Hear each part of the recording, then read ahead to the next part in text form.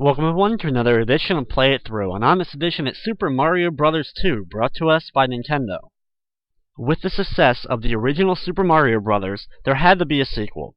And in Japan, there was a direct sequel to the original Mario that played very similar to the original Mario Bros. However, Nintendo thought the game was too hard for American audiences, and they decided to go a different route with the sequel. They took another game that had been released in Japan, known as Doki Doki Panic, and they changed the sprites in it and made it into a Super Mario game. And that's the game that we came to know as Super Mario Bros. 2, which was also released in Japan as Super Mario USA. So while Super Mario 2 is very different from the original Mario Bros., and though it doesn't have really many comparisons to even later Mario games, certain enemies and elements were actually brought into future Mario games and became a part of the Mario universe. So here we go with Super Mario Bros. 2 for the NES.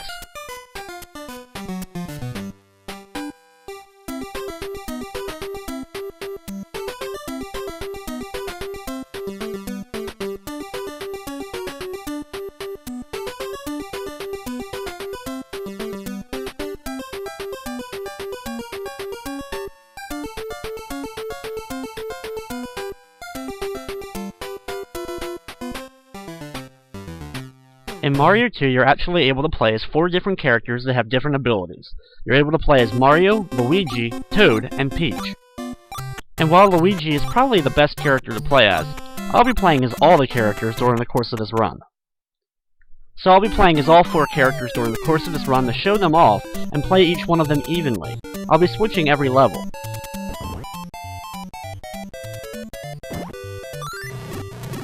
As we start the game, we have Mario dropping down from the sky in kind of a weird way. It's really to represent Mario falling into this dream world, which is where Mario 2 actually takes place. You then enter a door into a whole new world. The main instruments of Mario 2 comes from being able to grab items out of the ground. Every time you see a little patch of grass, you're actually able to pull up an item, and these range from all kinds of different vegetables to all the different power-ups in the game. As you saw, I was able to pick up a potion, drop it, and actually able to get a mushroom from that, which gave me an extra piece of health.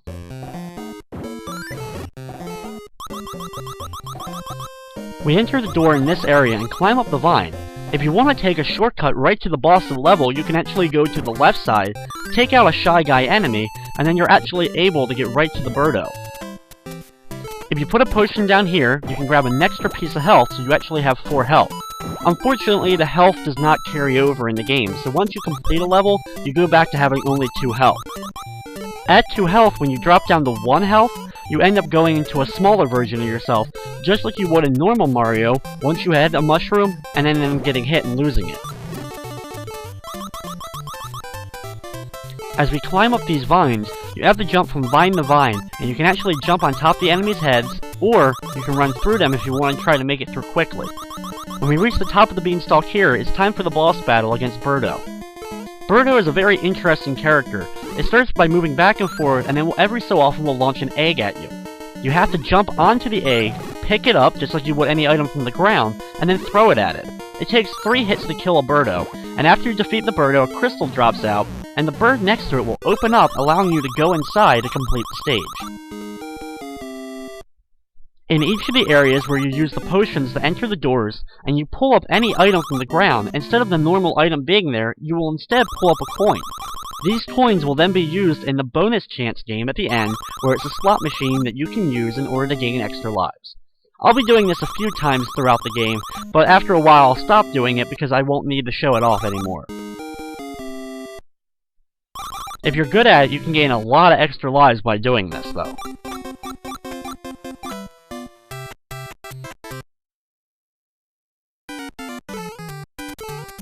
As we begin 1-2, as I start now as Luigi for the first time, We have to climb up here and jump on top of this Pidgeot as it swings back and forth.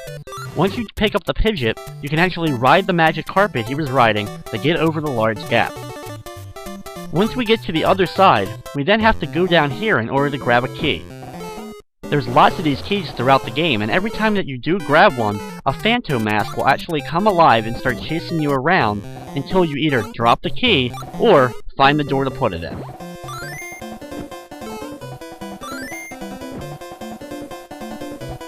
In this area, we have to pick up bombs from the ground and use them to blow up holes in the wall so that we can get by to the next area. You may have noticed that sometimes random items will float up from the ground, including hearts and stars. This occurs when you've defeated a certain number of enemies or collected a certain number of cherries. At the end of 1-2, it's time for another battle with Berto.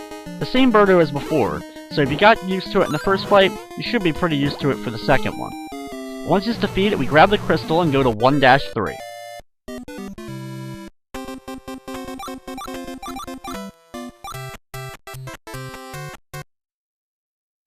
Level 1-3 actually contains the first real secret of the game.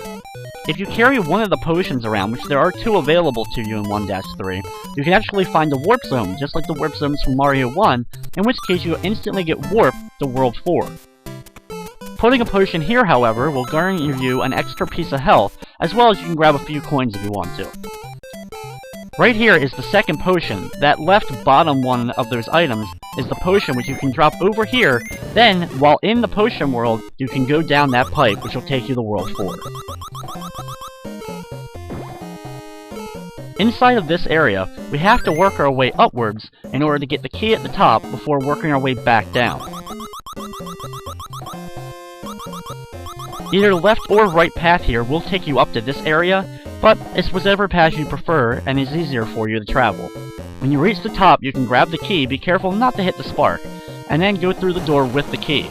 Once you enter though, Phantom is going to be chasing you all around, and if he gets too close or you get nervous, just drop the key for a couple of seconds and Phantom will disappear.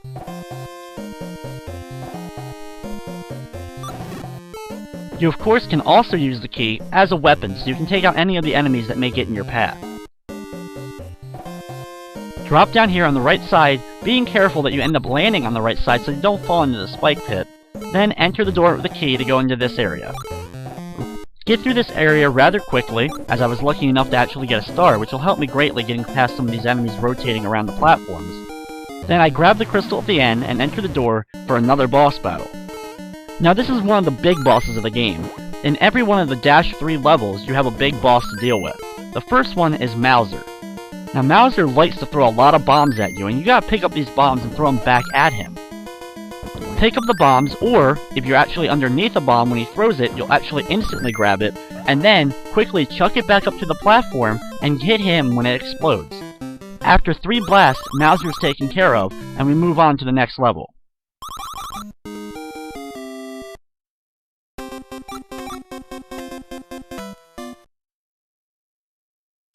Level 2-1 begins a whole new world, and it's the first level where I play as the princess.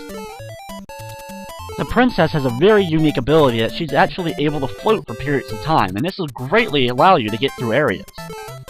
This level also introduces some new enemies, including the Cobrats, which are the cobras, and the Panzers, which are those little flaming flowers that will shoot up fireballs in different directions.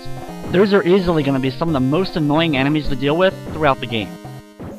In this area, you have to use the grab ability in order to dig your way through the sand.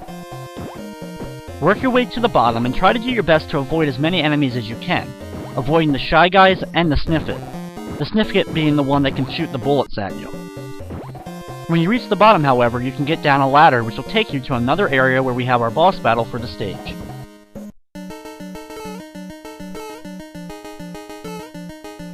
It's time for another one-on-one fight with a Berto.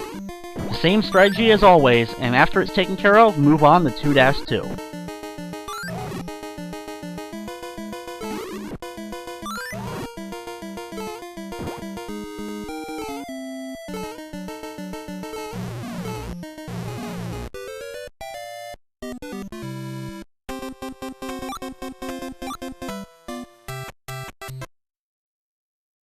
Now that I've played as each character one time, it's time to go back to Mario. careful on the stage of the Bezos that are hovering overhead, and be sure not to get sucked down into the sand.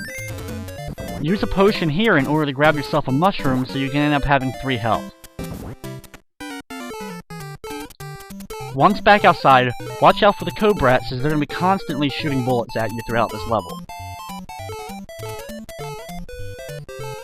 We have a Pokey make its first appearance in the game, and then you have some Panzers you're going to have to run under quickly before getting to the vine at the end of the level to go down. Down here, once again, we have to dig our way through the sand to get to the bottom while avoiding the enemies.